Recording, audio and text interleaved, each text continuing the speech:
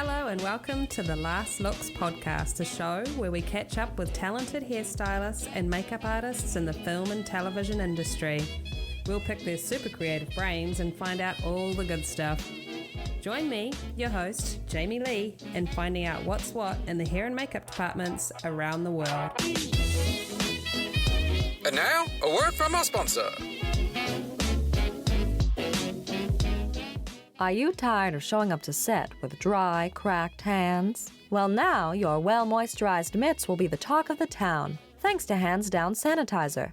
The best in the biz, hands down. Other products are loaded with fillers. Hands Down is all natural, made with essential oils from Paris and real aloe. So you can say goodbye to the dry and say hello to clean, soft skin. Their organic, non-toxic formula comes in a variety of soothing scents: lavender, coconut, lemongrass, and clove. Your hands will feel great and smell great, guaranteed. Created by Emmy-nominated makeup artist Stephanie Fowler, each bottle is handcrafted just for you. And it's not just good for your skin, it's also good for the planet. Hands Down is refillable, recyclable, and sustainable. Where does one find such a treasured possession? Hands Down is available at most makeup and hair suppliers and online. Hands Down Refresher and Sanitizer. Because when it comes to your skin, you deserve the star treatment. And now, our feature presentation. Okay, it's Oscars time, and of course, the Last Looks podcast is all up in that business. We have 5 bonus episodes where I'll be catching up with all 5 teams nominated for their superb makeup and hair work. All teams ask the same set of questions, but of course, they all have very different answers. The Oscars makeup and hair lineup for 2023 is All Quiet on the Western Front, The Batman, Black Panther Wakanda Forever, Elvis, and The Whale. The 95th Academy Awards will be presented at the Dolby Theatre in Los Angeles on Sunday, March 12th. Thanks for listening and supporting the podcast, guys. It really does take a lot to get all these teams together to be able to bring these bonus episodes to you. With everyone working and shooting all over the world, as you know, it's hard. It certainly takes time and effort, so for that, I'm thankful to you, the listener, and all my guests. And a big shout out to our sponsors. We thank you for your continued support. Sponsors of our Oscars special episodes are Hands Down Refresher and Sanitizer, John Blake's Wigs and Facial Hair, Lux Skin FX, Melanie Mills Hollywood, and Neo Cosmetic Cases. I hope you enjoy these special episodes as much as I did putting them together. Pictures up, Last looks. Rolling. and action. Welcome to the Last Looks podcast, team. Hello. Congratulations on your Oscar nomination for your work on the film All Quiet on the Western Front. Thank you so much. Thank you very much. Okay, so let's do some introductions. If you could each tell us your name and what your position on the team was. So my name is Heike Merker, and I was a hair, makeup, and special effect designer. And my name is Linda Eisenhamerova, and I was makeup and hair supervisor and makeup and hair artist on set working with Heike. Amazing. So I would love to know, when you first heard the news that you'd been nominated, what was the first thought that kind of came to mind? The first thought, I was just like, oh my God, it really happened, because I went to Los Angeles for that bake-off meeting. Mm-hmm. And since All Quiet on the Western Front is first movie, and I had to go on stage and, did that Q&A, and I was like, okay, so let me just prepare myself, and I do it. And then when I finished everything, I was sitting down and I was listening to everyone else, and I was like, well, you are all so good, and I'm sure it was a wonderful experience, but from today on, this was my last day that I seen you all. So You're like, I can kiss it goodbye. yes, exactly. And this, I hugged everyone at the end. I was like, thank you so much for having me, and this was so wonderful, and I wish you all the best. And then this happened. So honestly, I think there was a lot of tension in my body, and I had to cry. Yeah. Because, to kind of, first of all, oh my God, this really happened. Something I thought it will never happen in my life. you know? And so, yeah, an extreme special moment. 10 minutes before, I also started cooking because I was a bit nervous and I thought like it's probably good to chop some carrots. And Yeah, use a sharp knife while you're nervous. That's a really good idea. And then my husband, and I was like, we are not listening to it. And then my husband was like, oh yeah, we are definitely listening to it. You know, we will, go through everything. And then, it happened. It was great. He hugged me. I hugged. So it was a wonderful moment. Nice. Yeah. So you listened to the announcements being read out. That's awesome. Yeah, while chopping carrots. And you didn't have to wait too long because it's all quiet on the Western Front. So it starts with an A. So that's... Exactly. Yeah, that was a good thing. I had it a little bit easier than Heike because I didn't go to Bake Off. I couldn't fly to LA for that. So I just wrote a little statement, which was so much easier than sitting actually on the stage and talking about it. As Heike said, that she was, a little bit nervous about it. And then when it came to this nomination morning, I just didn't check the time, right? So I thought it's 2 hours later. So I didn't listen to it. And I was at home hanging my baby and playing around. And my friend, she was calling me and she said, you are nominated for Oscar. And I was like, no, I'm not. It's in 2 hours. It's not now. You're like, this isn't a very nice trick. And then she was, yes, you are. I'm watching it. And I said, no, it's not possible because it didn't start yet. And then I realized I missed it. And I just couldn't believe it. I was, I probably turned all red. My blood pressure was really high. I thought I got a heart attack. Oh, no. And then I was walking around the apartment until my husband came home. And I was like, I'm nominated for Oscar. And he said, okay, I'm going to buy Moet or Verve Clicquot or some champagne. And I was like, no, you don't have to do that. So, but then he did. We had a bottle of champagne and then, I just really enjoyed it. It was, it's a very special moment. Yeah, that's awesome. I love it. I love how you had to wait until your husband got home to just completely, fully celebrate. No, because when you're at home with 17 months old child, then it's you can't really celebrate. You just, Little tricky. Yeah. That's so awesome. So, ladies, I'd love to chat more about characters in the film. So if you could talk us through a couple of characters that you'd like to talk about, makeup and hair wise, from research and development kind of through to daily application for us. That'd be awesome. Okay. So first of all, of course, with receiving a script like this and asking if you are interested in, doing this movie, and we all had the book in school, so I knew what it was, but I had not precise knowledge about the First World War. So I started, of course, with research and collected whatever, hairdo, hairstyle, cuts and stuff is possible, mustaches, shapes. And I also watched different war movies. And then there was one special documentary. The name is We Shall Not Grow Old. And this documentary basically opened up a new room for me where I could pick up so many wonderful images from and ideas. And suddenly I felt, how everything can come out. Or, definitely this was from the research material. This was my starting point. Yeah. And then, so from the script wise, you have these boys, who are in school, and then they're becoming soldier, and then they're, of course, they think like so you could break them down really well. So then you had soldiers who are already at the front and they are there for years, and so they are more experienced and older also. So you had that group, and then you had another group who negotiated about the peace and signed the contracts. So you had those worlds, let's say.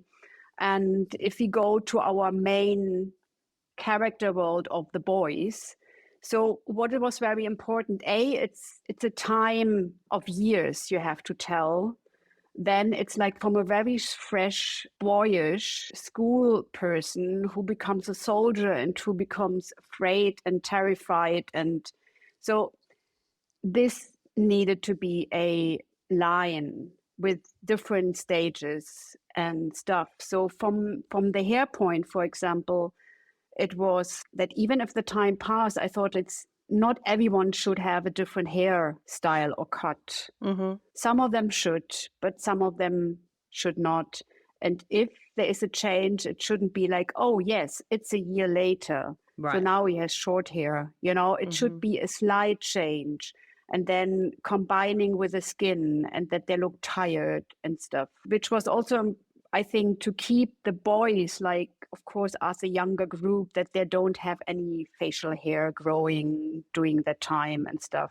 So I kept that for the older part. And so in terms of, let's go to the boys and the main character, Paul. So he had script-wise so many like up and downs, and so you knew where he had to, or where do you like, I mean, an explosion is there, and then you had the continuity. So we had to find out something according to what is the mud type there, what is art department using, what is costume using. Like, of course, we can't use the same material. We need to build and create our own color palette of dirts and mud and consistencies so that we could layer it up. So we were testing how does it work, layering up mud and stuff, like what kind of mud stays, what is how, like, and then suddenly it rains, so some of it is coming off, but still you want to have some leftovers to add another layer to it, and maybe also another color on top of feeling cold or feeling tired. So with this kind of techniques, we went through those characters who were on the front. And then maybe Linda, you want to talk about a daily process for a character. Oh yeah, the daily routine. Yeah, well, in the morning, well, you got nice, fresh young guy sitting in the chair, and then you somehow have to make him look like he was in the war for a couple of months or a couple of years. Yeah. So, well, you start with dark circles under the eyes and things like that, making the skin look, some scars, little wounds, heel scars, and then you're starting to build up all the dirt, and you put some more, then you take it off. So, yeah, we were playing around, as Heike said, with all the textures and different kind of mud and different color of the dirt. And also, of course, it depends with what trench we were in and what mud was on set. Yeah, and then also we had a couple of weeks, and in the conditions of the trenches, it was really hard to keep them look good, when you glue the wig and then it catch all the dirt on the hairline. So we were fighting that, and so on and so on. So many things was happening every day. Yeah. I mean, there's just so many layers as you're talking about. And then you've got all the atmosphere around you on set that then may accidentally add to what you're doing. And you're like, no, I don't want that on there. I've got what I want there. Go away. Exactly. So just to talk about the layers of dirts and the products and things, were you using all makeup products, or did you experiment with different types of things? I think we bought whatever is existing in the makeup world from the side of dirt in different levels from different companies to see how they work. But then we also made our own. Okay. And with pigments, so because not every color was really there. Yeah. But we always came from the makeup side and to mix it together. So because, like you can imagine, and I mean, you don't shoot continuity-wise. No. So, yes. So the thing is, we had to be very careful that our boys, whatever day we go back to school, they look fresh. Yeah. Yeah. So that's the reason why we really had to pamper them with skincare and stuff, even if we rather would have loved to, break them down and let the skin become very dry with no cream or so, but this was not possible because we always needed the other end. So we had a big mud palette with all colors, started from the lightest version to a very thin version to a thick one, in yellowish to grayish to blackish, anthracite, whatever was possible. I mean, from the battlefield side and from the costume breakdown department, what they're used. It's not that we use the products, it's more the color palette, so that we are all at the same on the same page. So we also produced stuff we could put in the hair, what we mixed with pigments, so it stays in the hair. So it's like mud which is drying, and so the hair is stiff. And so we did quite a lot. I just remember And that on the prep. I just remember it now because it's been 2 years already. That the art department, they brought samples of different mud which gonna be used on set or which gonna be on set from actual trenches, and we were trying to match the colors always and the textures. That I just remember it now from from the prep. Yeah. Oh, do you remember this? The French soldier who had to eat Oh the yeah, mud, I do. and of course you can't use real mud and you also can't use a makeup product. No. So we made basically Gabina, one of our colleagues. She was like, "Let me experiment with something what you can eat and looks like mud." Yeah. Yeah. So it's a mixture out of cookies, and then we did some food coloring with it to kind of bring it to that color, and then the actor could grab it and could stuff it in his mouth, which was great. And, and we were testing it before with the actor, and to ask him, is that okay in terms of when you swallow it, can you still act? Yeah. Because he was laying on his back. Oh boy. This was like a whole thing, the whole scene was quite special. It was actually one of the worst days on set. Like for me personally, this day was really, really hard for everyone. Being deep down in this, I don't know the English word for it, the hole full of water, crater and full of water, and he was lying on his back, and he was under this Felix, the main actor, stuffing his mouth with our cookies. I think it was Oreo cookies. I'm so pleased to hear that the base of it was cookies like that. I'm just like, oh, was it disgusting? But no, it's cookies. Yeah, so that's kind of okay. Cookies. Cookies and also oatmeal. It was definitely something you could eat. Yeah. So you guys can package it and sell it now as a as a snack. It's an on-set snack. Oh my goodness. So, I mean, you guys are looking after all of their skin and everything. How are you looking after yourselves? Okay. Were you taking care of yourselves? It sounds like you probably weren't. No. Of course not. Yes. Over the weekend, but not on a shooting day. Yeah, no. Yeah. And I wanted to chat to you guys a little bit about every year we have 5 films nominated for makeup and hair. And every year I look at them and they're so vastly different in their work. Like it's all art, but it all seems to be very different mediums. And I'm just curious as to how you feel your work is different this year from the other nominees. Well, of course, all the films, they are amazing. As you just said, they all absolutely amazing. But our work from the other is different. First, it's a war movie, and no, there is no war movie. Mm-hmm. And then I think we played more around with little details and textures. We actually didn't have much of huge prosthetics or these amazing makeups where you can say you see the actor on set and you say, wow, that's a complete change. We had little details. Without them, it's gonna look completely different and not as good. But it's something what you cannot see, or people who are not in the industry. They don't know. Does it make sense? Really? No. No, it does make sense because I think there's a misconception that dirt and blood can be easy. That's the thing. It's not easy. It's not easy to make it look right.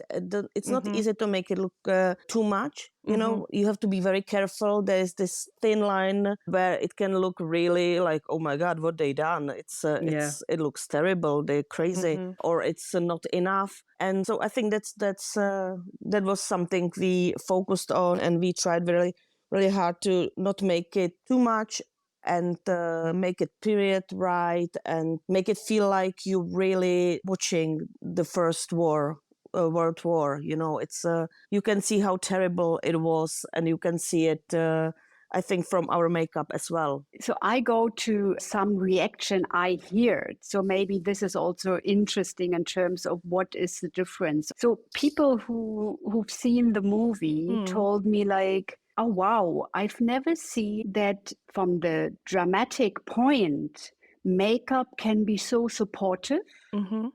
Yeah. Yeah. That I found this was really like, oh, that's a compliment, I think. And it's not that they're saying like the makeup, it's too much because it's makeup, because they see it's makeup. No, because it's so supportive for the moment in the scene. Yeah. And then another person was saying something like, you know, I've seen this movie and then days later, I can't forget those faces. Wow. Mm-hmm. Those faces, they scare me. Mm-hmm. It's like they're so extreme. And maybe this is a difference. Yeah. Or something, you know, which is so obviously something from the makeup side people are attached to. Yeah, that's awesome. Well said. Yeah. Yeah. I know that we're constantly, I mean, just as artists and creatives, we're always learning new things. But I'm wondering if there was any lessons that you anything you learned throughout the shoot. Makeup wise, I learned that I will probably never go back to the trench war movie again. That's what I learned. but makeup wise, I can't think about anything really I learned. I think we all knew, you know, when we took on this job that it will be a tough, you know, it was not like a tough movie to work on. It was also physical tough to work on. It was time-wise tough to work on. It was schedule-wise tough to work. So there are so many levels. I do remember, you know, when we were still prepping, and during prep, we had a pre-shoot day. And I came back from the set and I was like, oh my God, I think this was the worst I've ever experienced. If you're stuck in the mud and you can't move because the mud is so thick, and you can't even, I'm not there talking about like lifting up a foot. No, that was not possible. You had to move it forward slowly, you know? And I was like, Linda, if the movie will be like this, I think I will never survive. But you did. I did. And it became better also. It never was that tough again. But honestly, like learning from the movie, I think what Linda said in the beginning, if there is another war movie coming up in the future, I have to think about 3 times. Yeah, definitely. You probably learned how to walk in mud properly, I would say. We learned how to walk in mud. It was actually one guy, he didn't learn his lesson. And I remember that he lost his boots, and I think he probably lost his pants even. They have to pull him out with this little Manitou thing, you know, with this little crane. And they had to pull him out from the mud because he got so stuck. Yeah, when Heike said about his first pre-shoot day, I was lucky one. I was in the workshop working on the dummies. And when they came from the set and I saw them, I was like, no, I think nobody will want to come back. You know, because we had like, I remember that. We had like, I don't know, 5 additional makeup helpers that day. And when I saw Heike and the girls, and I was like, oh my God, they will never come back. This is it. We lost 5 people already. What are we gonna do? But they came back. I'm very surprised, but everyone always came back. So that was good. I love that. So moving on from that, about the people that you guys had working with you, did you want to take a moment to kind of give a shout out to those that helped you on the project? Yes, absolutely. So first of all, I want to thank everyone, each and everyone who was even there for a day, did the job on the battlefield, in the trenches. It was amazing, and I can't be more thankful. And then especially I want to thank Linda from the first day to the last day. It was an absolutely pleasure working with you and getting to know you. Oh my God, you're making me emotional now.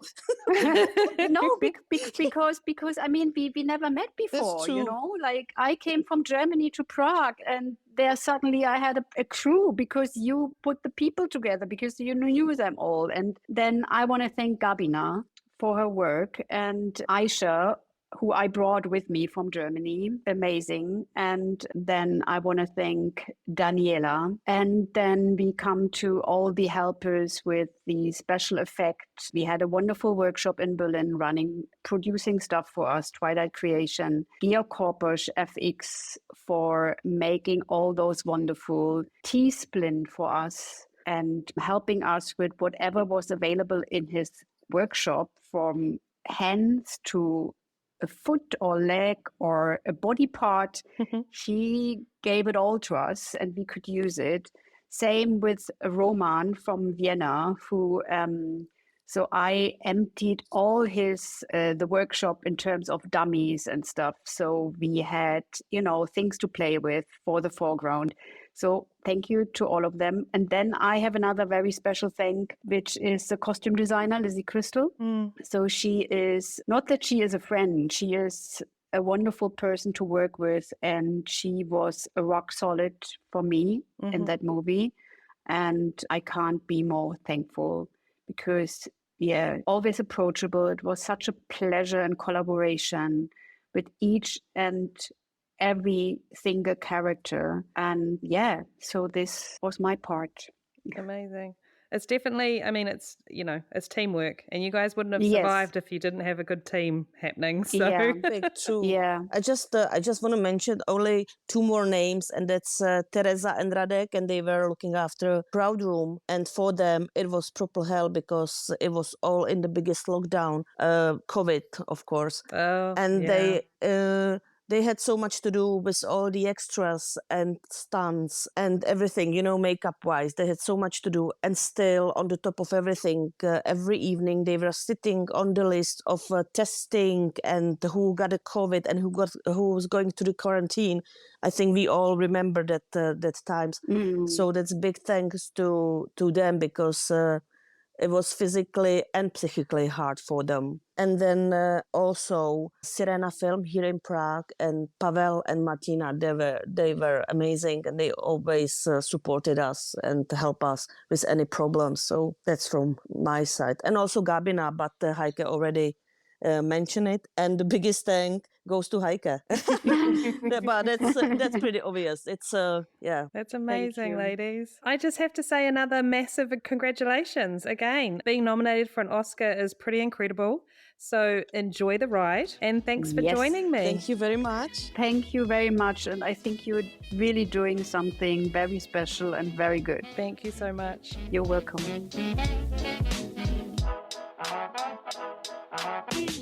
For links to see more about our guests, go to our Instagram at The Last Looks Podcast or our website, thelastlookspodcast.com. If you want to keep up with new episodes being released, be sure to subscribe through Apple Podcasts, Spotify, Amazon, Google Play, YouTube, or any podcast streaming platform. And remember, if you're enjoying the show, share it. The Last Looks Podcast would like to thank Brett Stanley and Sabrina Castro. The song Fun Time by DJ Quads. Thanks for listening. Until next time. That's a wrap, people.